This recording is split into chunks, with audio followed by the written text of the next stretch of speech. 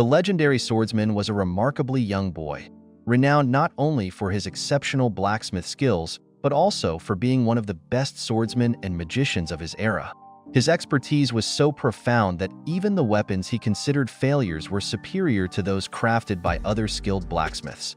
As a swordsman, he was incredibly brave, fearlessly battling any opponent that crossed his path, thanks in part to his arsenal of one-of-a-kind, extraordinary weapons. As a magician, he possessed the ability to concoct innovative ingredients, often surpassing the achievements of the legendary magicians who had come before him in his era. The story of the greatest blacksmith, swordsman, and magician began. Inside the Cork Island dungeon, the unified ranking's 16th position holder, Peaksword, stood on the 4th level, accompanied by 8 other top-ranked players and 200 elite members of the Silver Knight Guild. The person in charge shouted, "5 minutes left." Peaksword, their leader, thought to himself that with the sheer number of people by his side on the 4th level, they could take down any fortress. However, the monster on this level was giving them a tougher time than expected. The monster, known as Helgao, appeared only once every 2 weeks. Given its rarity, every time they encountered Helgao, they found it extremely difficult to defeat. The remaining survivors would return, increase their levels, and upgrade their weapons. This time around, they had done the same. But despite their improved levels and training, they stood anxiously, awaiting Helgao's arrival. Even their leader, Peaksword, wasn't brave enough to claim they would emerge victorious this time. The countdown man shouted, 3 minutes more till he appears. Everyone present looked tense, and just then, a person wearing a cloak and carrying no visible weapon appeared at the entrance of the dungeon. Peaksword, their leader, was taken aback. Many thought rushes to his head, wondering if the newcomer might be an assassin. However, he quickly reconsidered, thinking that an assassin wouldn't reveal themselves so openly. Peaksword used his detecting ability to scan the mysterious person's face, but it yielded no information. Now face to face with the newcomer, and with the countdown to the battle against Helgao approaching rapidly, Peaksword advised him, "It would be best for you to leave. This place is about to become a living hell." The mysterious person finally removed his cloak, revealing his armor. The design was so astonishing that everyone present was left speechless, their eyes fixed on the armor in awe. The armor also had a tail, which left everyone wondering why it was there. Peaksword shouted at them, saying it wasn't the right moment to be distracted. Immediately, Helgao, the owner of the Hellfire, appeared. His roar alone instilled fear among the knights. He was a fire beast that used fire as a weapon. Without wasting time, Helgao's first attack sent almost half of the knight members crashing to the ground. Peaksword looked back in fear. The remaining knights' fire resistance abilities had dropped below 50%. Peaksword himself had to increase his heat resistance ability to about 78%, but he still couldn't get close to the beast due to its intense heat. Then, he glanced sideways and saw the mysterious cloaked figure approaching the beast, unaffected by Helgao's heat. Peaksword and the other remaining members were astonished. The mysterious figure walked up to the giant monster's feet, pulled out a pickaxe from his inventory, and began mining the beast's feet. Peaksword was shocked that even when Helgao struck the figure with its massive claws, it had no effect on him. The figure continued mining the beast, then called out to Peaksword to fight the beast with all his might while he continued to mine. When Peaksword asked about the figure's incredible power, he replied that it came from the item he wore, referring to it as the item's effect. Grid was an avid player of Satisfy, the world's greatest virtual reality game, with over 2 billion players worldwide. People loved playing this game because it seamlessly connected fantasy to reality. One of the game's appealing features was that players who managed to complete a level were rewarded with payment. Grid, a Satisfy player, had been trying his best to finish a certain level in the game. Despite his efforts, he had faced numerous disappointments over several months.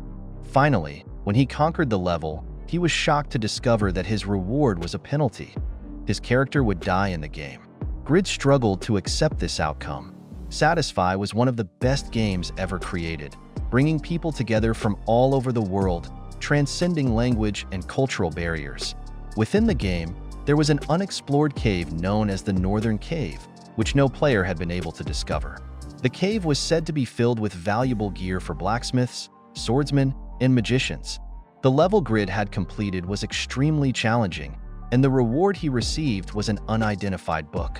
To learn more about the book's contents, he would need to obtain the Eye of Paladin, which cost a hefty 500,000 won. Grid, a level 73 warrior, was furious with the game management board, feeling that they had created the game solely to generate profits without considering the player's well-being.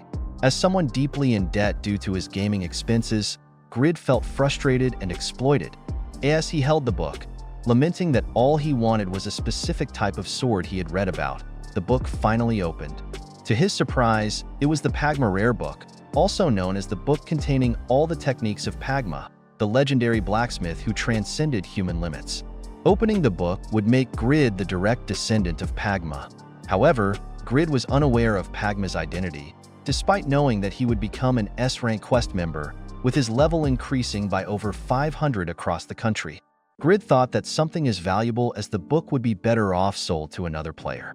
He believed it would pay off many of his borrowed loans, and he wouldn't have to do hard labor, such as lifting bags, to survive and make a living again. As Grid was about to log out of the game to sell the book in real life, Earl Asher, the guide of the book, appeared, commanding his servants to retrieve the book from Grid, labeling him a greedy person.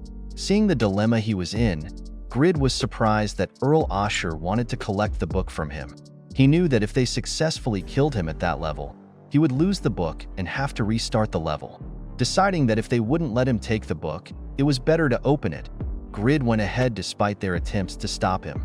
As soon as he opened the book, his levels changed dramatically, shocking even the game officials, who were frantically calling each other to figure out how it had happened.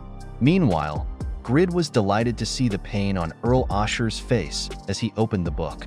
Grid's title changed to One Who Became a Legend, and his levels restarted from level 1, but this time, they were on a much higher scale. As Grid absorbed all the gifts from the Pagma Rare book, he was killed by Earl Asher's servant. As he lay dying, he was unhappy that despite gaining incredible levels, he still couldn't avoid being killed. He cursed the game management, calling them thieves again.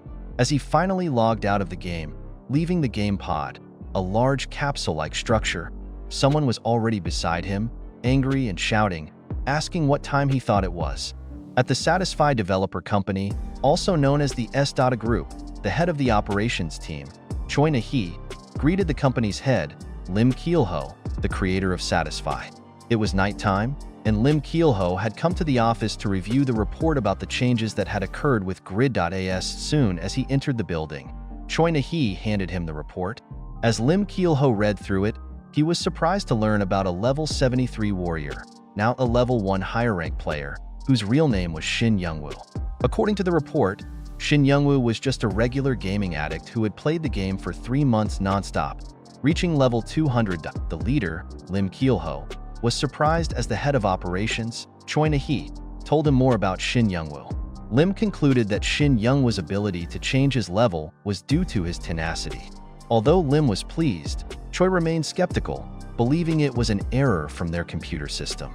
Lim reassured her, explaining that even Morpheus, their advanced modern AI, had estimated that achieving such a level change, discovering the Northern Cave, and activating the quest chain would take players at least 2 years.